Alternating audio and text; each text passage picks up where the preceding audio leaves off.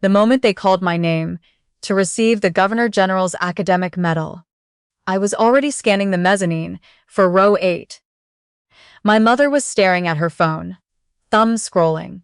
My stepfather had one knee crossed over the other, the posture of a man counting down the minutes until he could leave. By the time the chancellor lifted the ribbon and draped the medal around my neck, and leaned toward the microphone to say that I had achieved the highest cumulative academic. Every course, every semester across 4 consecutive years.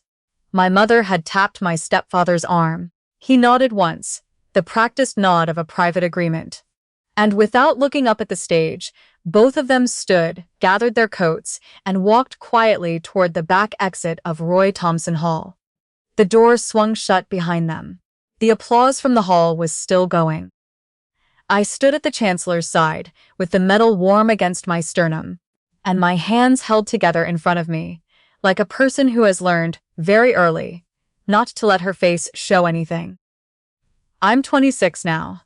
I live in a 2-bedroom apartment in Ottawa with big windows that overlook the Rideau Canal.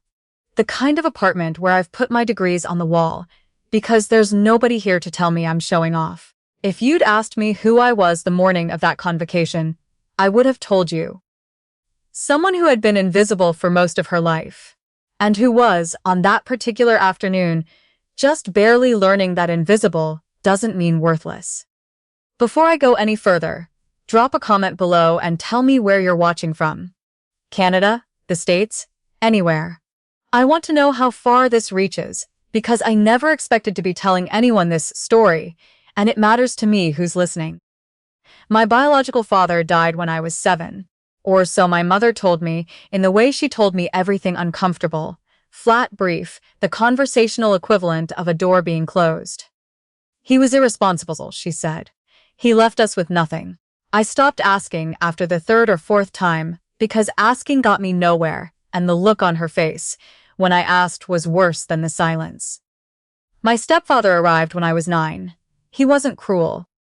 He was simply indifferent to me in the way that some adults are indifferent to children who aren't theirs. Cordially, without malice, with the clear understanding that I was my mother's concern, and he had agreed to take on my mother, not the full context of her life. His son, my stepbrother, was a year older than me and lived with them half the time. He was easy and sociable, and the kind of kid who made everything look effortless. My mother adored him. I do not mean that as a wound. I state it because it is accurate. What I learned, in that house, was that achievement did not translate into recognition. Not for me. I won a mathematics award in grade 7. My mother set the certificate on the kitchen counters beside a pile of envelopes and asked me if I'd taken out the recycling. In grade 10, I placed 2nd in a provincial science competition. She didn't come to the ceremony. I took the GO train by myself from Oakville into Toronto, accepted the plaque, and took the GO train home. When I told her I'd placed 2nd in the province, she said that 2nd wasn't bad and asked if I'd eaten dinner yet. I applied for university scholarships in the autumn of grade 12 with the focused desperation of someone who has understood, for years, that she will be doing this entirely alone. I received a full academic scholarship to a university in Toronto. My mother's response was to say, in a tone of some mild relief, "Good, that works out then." She did not ask about the program. She did not ask about the city. She asked whether I planned to keep my part-time job at the grocery store through the summer. Because they were short-staffed, and she had told her friend who managed the place that I was reliable. 4 years. I worked every year. First at the campus cafe, then at a research lab as a paid assistant, then both at once in my 3rd year when my scholarship didn't cover the rent increase on my student apartment, and I refused to ask my mother for the difference. I graduated with the highest academic standing in my faculty. I received the Governor General's Academic Medal, which in Canada is the highest academic distinction a university student can receive. I was invited to give the student address at convocation. I called my mother to tell her. There was a pause on the line. "We'll come," she said. "We'll make it work." Don't make it a whole thing, though, Avery. Your stepfather's been very busy. The morning of convocation, I was staying at their house for the night, before driving back to Ottawa. I ironed my gown in the upstairs hallway. My mother came up to use the washroom, looked me over and said, "You know, you always did like making things into a big event." She said it lightly, in the tone of someone who considers this an affectionate observation. "It's a degree. Everyone gets one eventually." I picked up my cap. I didn't answer. I'd learned a long time ago that answering that particular tone led nowhere. "We'll stay through the ceremony," she added from the bathroom doorway. "But don't expect dinner after. Your stepfather has to work tomorrow, and I don't want to be driving back in the dark." My convocation was held at Roy Thomson Hall in downtown Toronto. The ceremony was large. Several faculties, hundreds of graduates, families arranged in the mezzanine above the main floor. Row 8, mezzanine left, my mother had the tickets. She knew exactly where they'd be. When the chancellor called the gold medal recipients forward, 7 of us from across the university, in order of faculty, I walked to the stage and told myself not to look for them. I looked anyway. My mother's head was tilted toward her screen. My stepfather was studying something on the ceiling with the expression of a person at a very long dentist appointment. Neither of them looked up. The chancellor spoke my name. "Read out the 4-year record." The audience applauded. I shook the chancellor's hand and turned to face the hall. My stepfather's eyes were still on the ceiling. My mother's phone screen had rotated to landscape. Then she tapped his arm. He stood. She stood. They collected their coats from the backs of their seats, and without a single glance down toward the stage, they moved along their row and disappeared through the exit at the back of the mezzanine. The door swung shut. I could see the slight movement of it from where I stood. 10 minutes later, I gave my student address. It was about persistence. About staying at the table when the room tries to convince you that you don't belong there. I had rewritten it 11 times. I gave it to an audience of strangers and 2 empty seats, and my voice was level the entire time. I have no idea how. After the ceremony, the lobby filled with exactly the kind of thing that makes you feel most alone when you're already alone. Families everywhere. Flowers everywhere. A father with shaking hands trying to photograph his daughter and having to hand over the phone because he couldn't keep it still. I stood near a concrete pillar by the far wall, my diploma folder pressed to my chest, and tried to decide which direction to walk. "Avery." I turned. A man stood perhaps 3 meters away.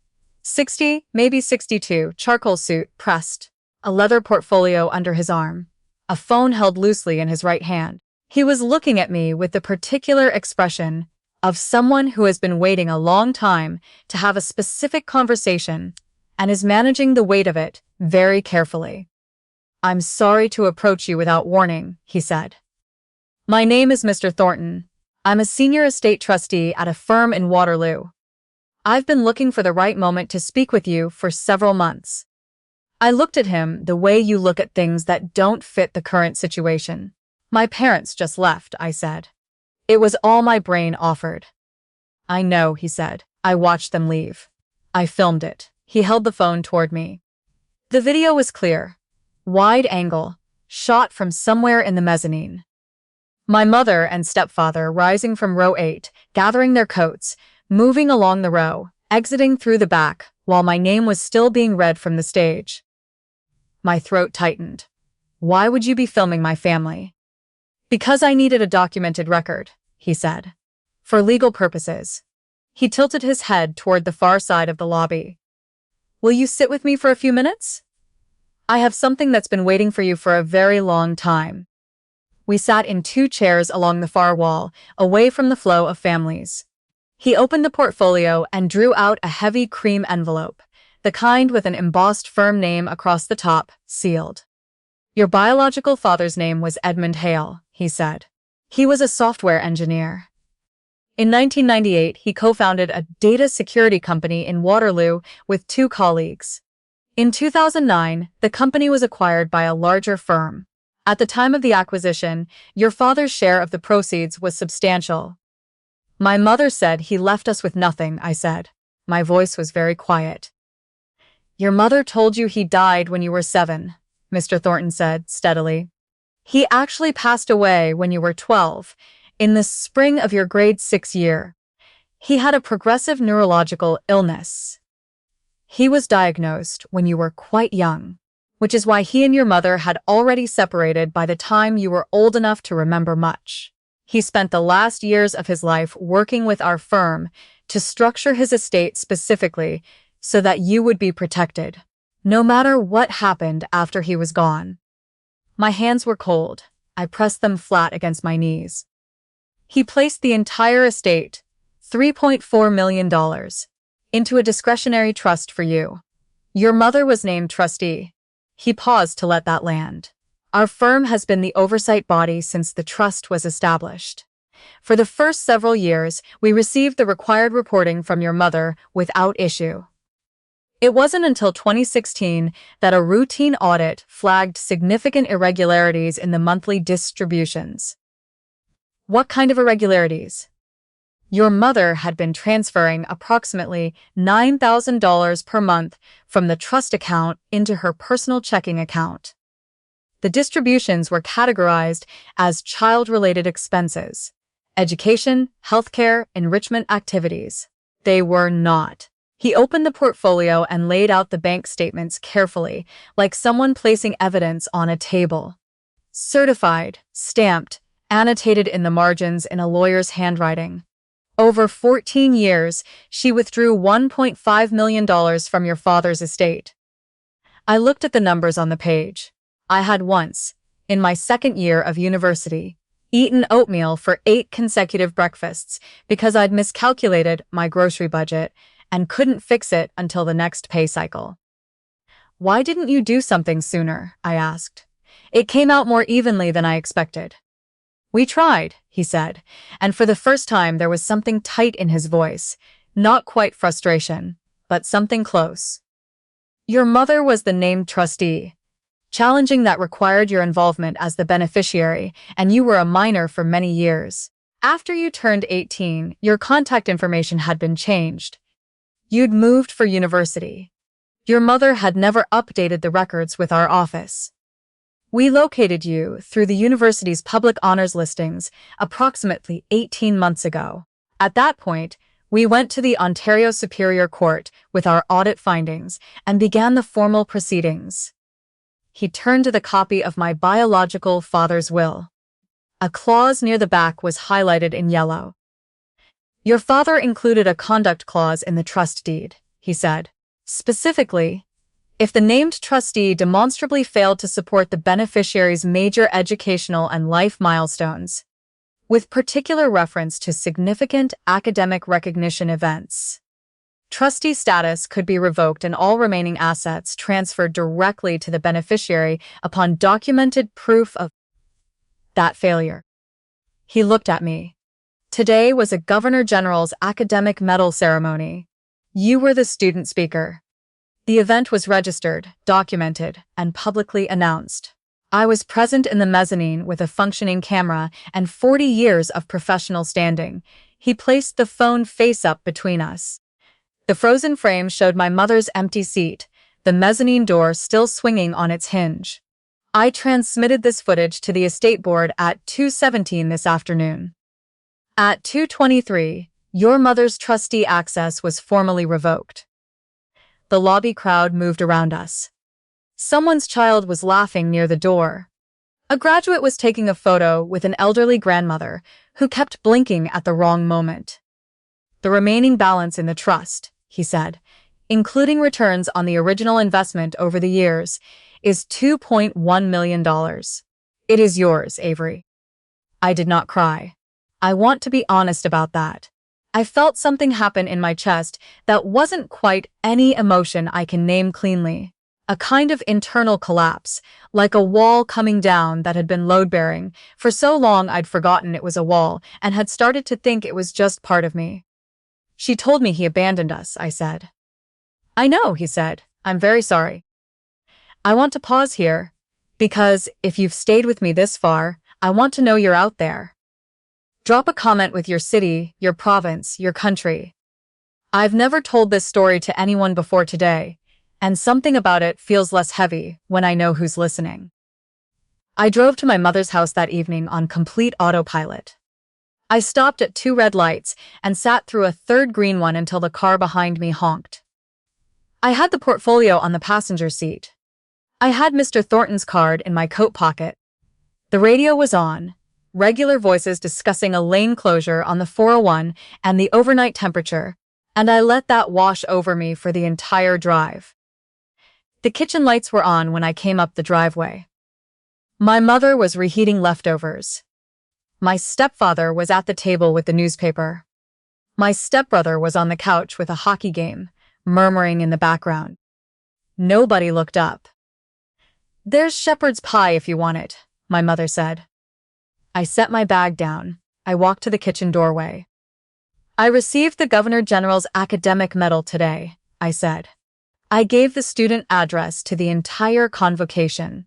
I've had the highest academic standing in my faculty for 4 years running. She spooned food into a bowl. "We were there for most of it." "You left before they called my name." "A very." The tone, measured, slightly weary, was one I had been hearing my whole life. The tone that means you are making something into more than it is. "We were there for 2 hours. Your stepfather couldn't."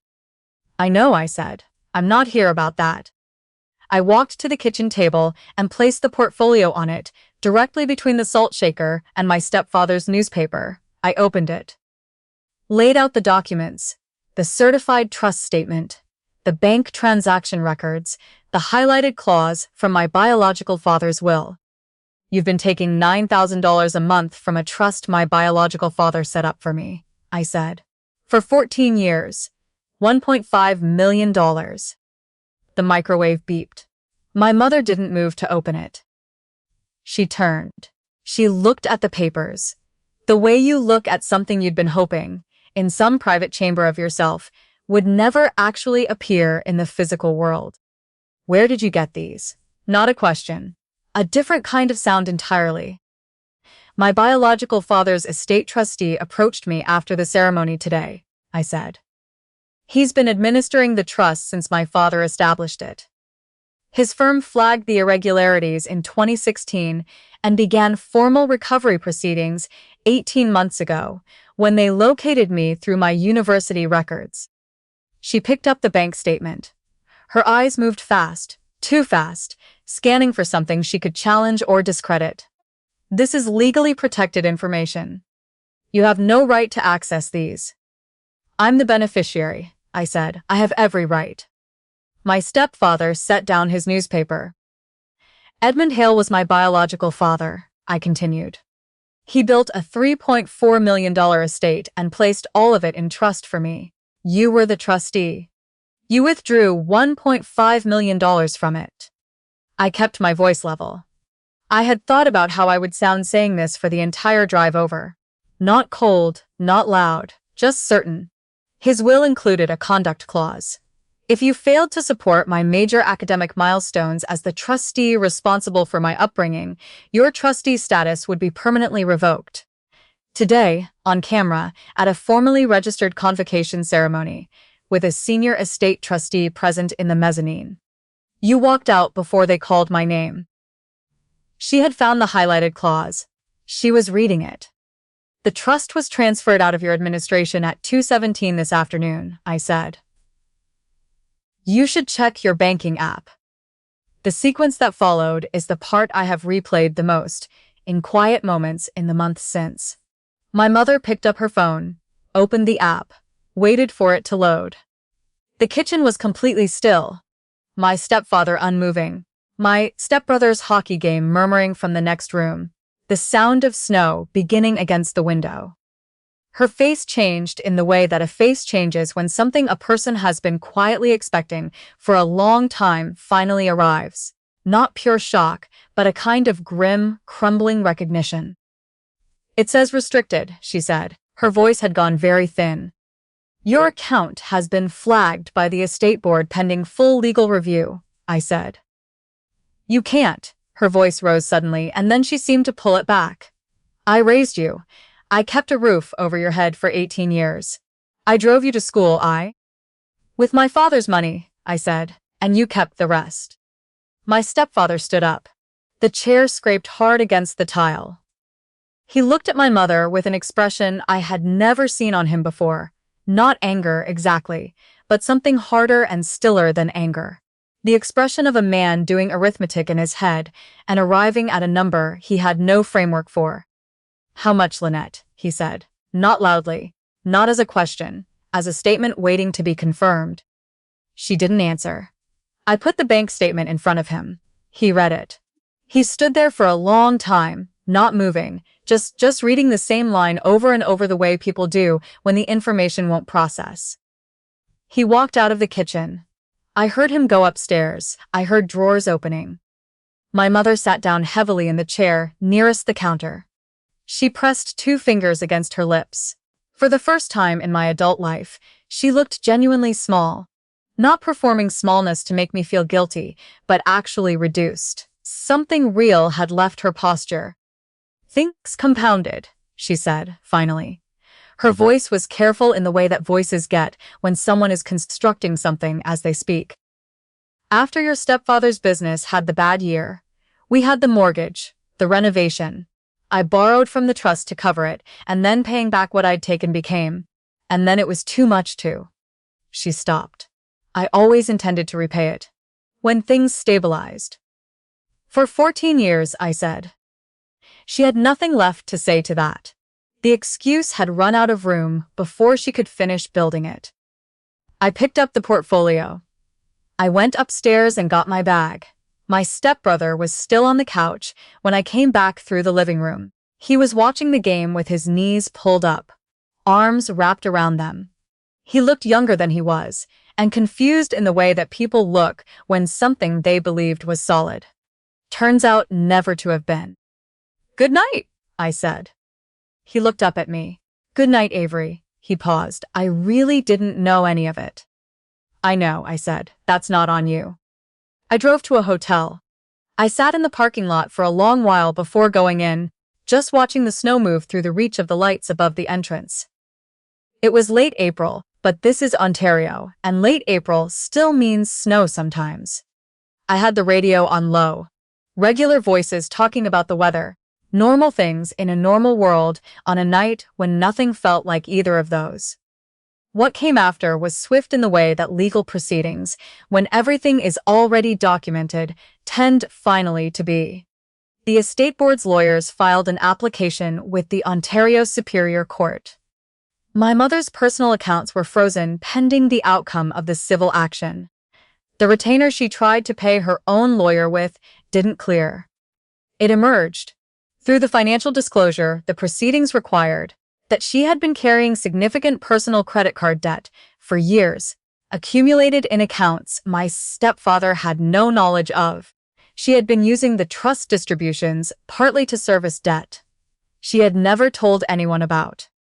My stepfather filed for separation 6 weeks later. He moved to his brother's place in Sudbury. The family home went up for sale. The civil proceedings took most of a year. Not everything was recovered. Money already spent cannot always be reclaimed. But between the frozen accounts, the home sale, and the negotiated settlement, a meaningful portion came back into the estate. What mattered most to me was the $2.1 million that had been sitting, untouched and intact, in the trust account all along. It transferred into my name the autumn following my convocation. I sat down with Mr. Thornton's office and a fee-only financial planner and read every document before I signed a single page.